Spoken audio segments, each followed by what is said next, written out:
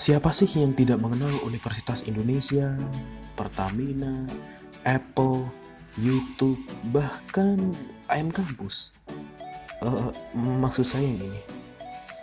Tahukah Anda bahwa terlepas dari latar belakang usaha mereka yang berbeda-beda, ada satu kesamaan yang membuat mereka dikenal oleh masyarakat secara luas? Hmm, Tidak lain dan tidak bukan adalah karena pemasaran kehumasan mereka. Eh, Pemasaran dan kehumasan, apa bedanya? Lantas, apa pentingnya pemasaran kehumasan dilakukan? Di kesempatan kali ini kita akan membahas secara singkat mengenai pemasaran kehumasan.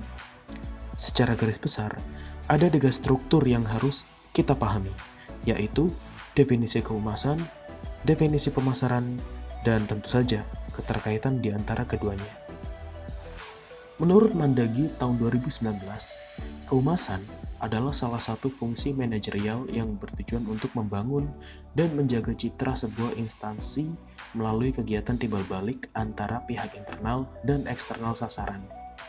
Sedangkan, menurut American Marketing Association tahun 2016, pemasaran adalah serangkaian aktivitas yang dilakukan oleh sebuah institusi dengan proses menciptakan, mengomunikasikan, menyampaikan, dan mempertukarkan tawaran yang bernilai tinggi bagi pelanggan, klien, mitra, dan tentu saja masyarakat umum. Lantas, dari definisi sebelumnya, kita bisa mengerucutkan definisi kehumasan dan definisi pemasaran masing-masing ke dalam tiga hal. Kehumasan erat kaitannya dengan yang pertama, bagian dalam fungsi manajerial, kedua, bertugas untuk menjaga citra, dan ketiga, mengadakan kegiatan sebagai timbal balik. Sedangkan untuk pemasaran, kita bisa mengerucutkan ke dalam tiga hal, yaitu pertama, bagian dalam strategi institusi, memberikan produk instansi bernilai tinggi, dan yang ketiga, sasarannya klien, mitra, dan masyarakat umum. Oke, kita lanjut. Sebelum mengenal pemasaran kehumasan, kita harus memahami isi dari produk kehumasan itu sendiri. Menurut Gunadi pada tahun 1998, ada 4 produk besar kehumasan secara umum, yaitu pertama, press release. Press release secara definisi artinya adalah informasi tertulis mengenai respons terhadap situasi tertentu.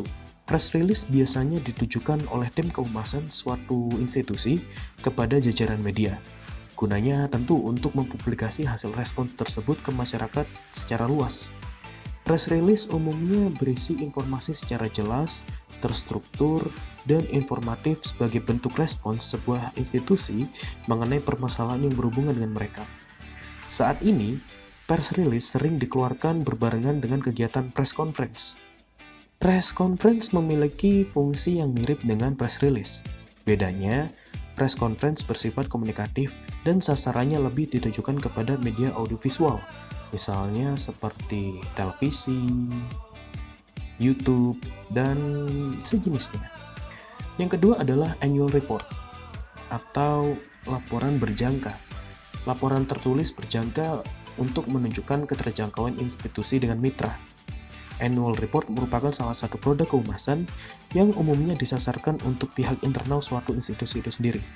Laporan berjangka ini difokuskan untuk program pengembangan dan strategi untuk meningkatkan citra institusi di masa yang akan datang. Yang ketiga adalah event program. Event program adalah kegiatan tertentu untuk meningkatkan atensi mitra.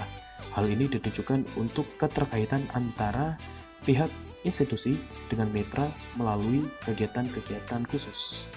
Yang keempat adalah customer service.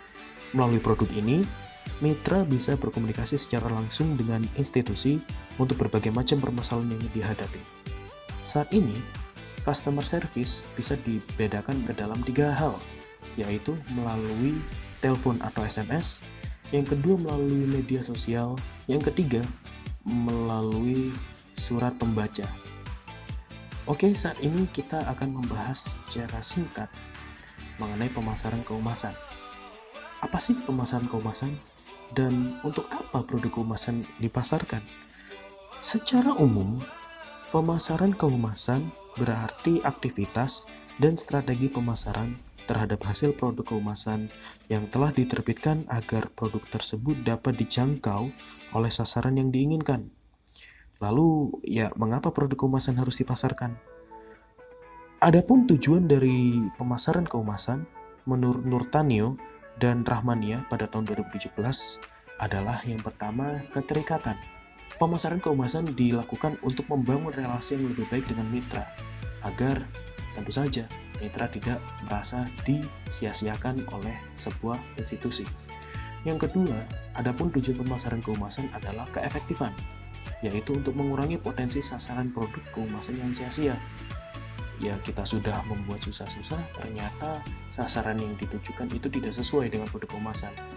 Yang ketiga, tujuan dari pemasaran kehumasan itu sendiri adalah keberlanjutan, yaitu menciptakan program tindak lanjut yang tepat sasaran dan tidak sia-sia. Biasanya, tujuan keberlanjutan ini akan dimasukkan ke dalam annual report atau laporan yang berjangka.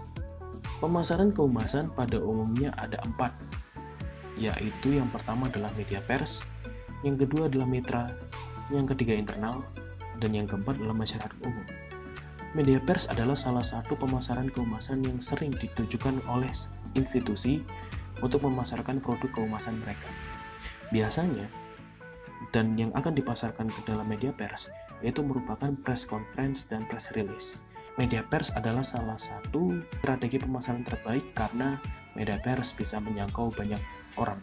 Lalu yang kedua adalah mitra, yaitu instansi atau kelompok masyarakat tertentu yang menjadi sasaran atau target kehumasan.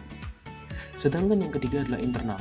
Kegiatan pemasaran kehumasan melalui internal ini biasanya dilakukan kepada pegawai atau karyawan untuk mengetahui berbagai macam evaluasi dan strategi yang akan dikeluarkan untuk pemasaran kehumasan yang akan datang.